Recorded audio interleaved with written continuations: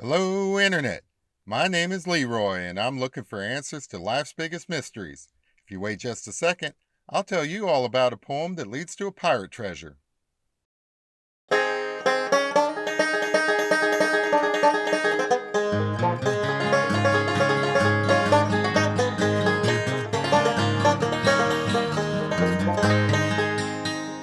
Dang it, Billy Bob. Welcome back, Internet. When you think of pirates, you're probably thinking of the captain of a big old ship with a black flag sailing in the high seas and plundering coastal cities. You probably aren't thinking of Midwest America. Well, today I'm going to tell you about a pirate you ain't ever heard of and a treasure worth maybe $100 million buried in Cincinnati, Ohio. And the best part, there's a poem that leads you right to it. That's right. This is like the Forrest Fenn treasure hunt, except that this poem was written by a real pirate back in the 1800s. Pirates always like leaving clues to find their booty. I know that because I'm an expert. Who's the pirate, you ask? Well, you probably done heard of the famous pirates like Blackbeard, Captain Kidd, Bartholomew Roberts, or Captain Jack Sparrow.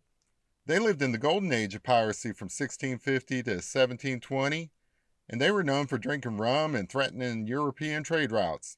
Being a pirate is all about the freedom to go anywhere and do whatever you want. You spent the nights pirating and adventuring, and the nights singing sea shanties while drinking with pirate wenches. I could have been a pirate. Shoot, I would have been the best pirate. Well, many years later, along comes this fat Nicholas of Hispaniola. He's a notorious pirate that lived in the 1800s. He spent decades as the captain of a ship pirating all through the Caribbean, the Gulf of Mexico, and the Atlantic Ocean. He was growing his hoard of treasure while living the high life and getting, well, fat off his riches. That's how he got the name Fat Nicholas. He was fat. Here's an artist sketch of what he looked like. Old Fat Nicholas, he did all right for himself as a pirate, but he came from humble beginnings. He wasn't actually from the islands of Haiti or Dominican Republic, what they called Hispaniola.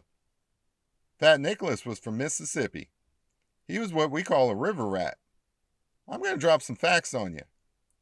He was born Nicholas de la Pedomane sometime in the 1820s. His mom was a Louisiana farmer's daughter, and she hooked up with a sailor from New Orleans. She was just an adventurous country girl at a time when that was looked down upon. So she got knocked up, and her parents disowned her and left Nicholas and his mom to fend for themselves. She took up work as a singer and dancer for riverboat folks up and down the Mississippi River.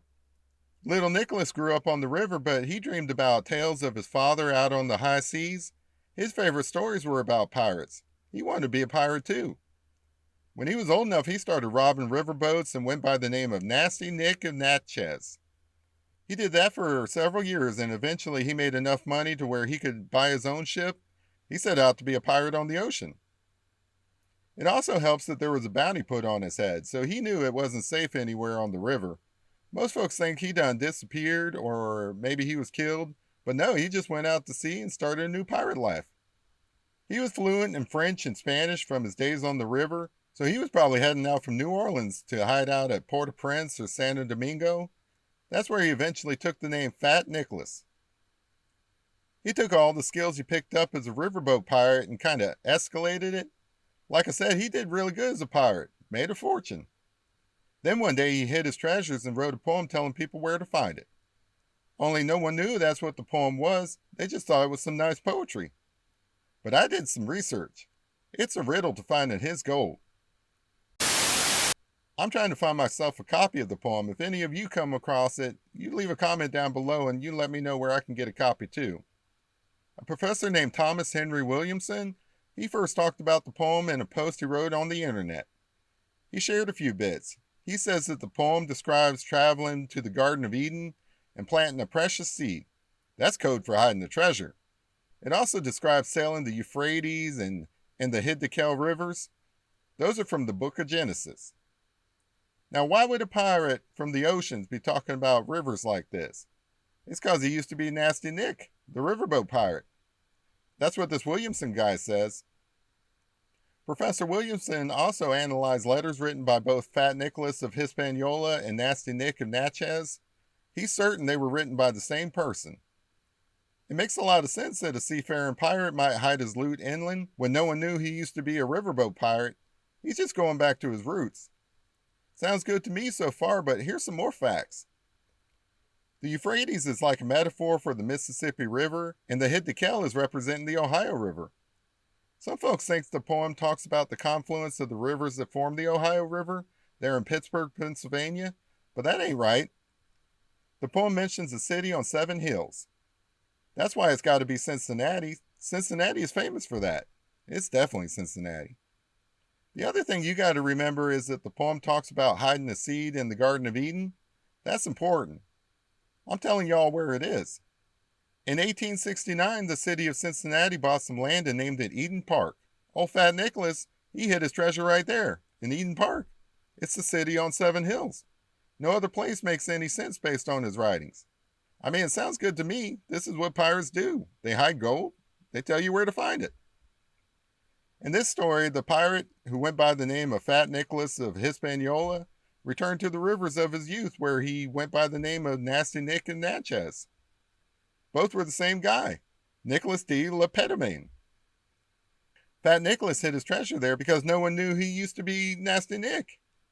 They didn't know he used to be a pirate on the inland rivers of America, but I do. If you read the poem knowing that they were the same guy, it all makes sense. A guy from Iowa recently went to Eden Park in Cincinnati with a metal detector, and he thinks he found the gold buried down in the dirt. Instead of digging it up, he just contacted Parks and Recreation and asked them to excavate. I guess that's what you're supposed to do, but I know I ain't doing that if I found the thing.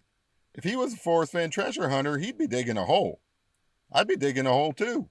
Ain't nothing stopping me from digging up pirate treasure. This guy's just an amateur. In any case, no telling if that guy found anything at all, but he might just be looking at the tip of the iceberg on this. The park is 186 acres, and you got to figure out every clue in the poem. Experts say if it's uncovered, Fat Nicholas of Hispaniola's treasure could be worth tens of millions of dollars. Its value might even go up over 100 million. Shoot, that's a lot of money.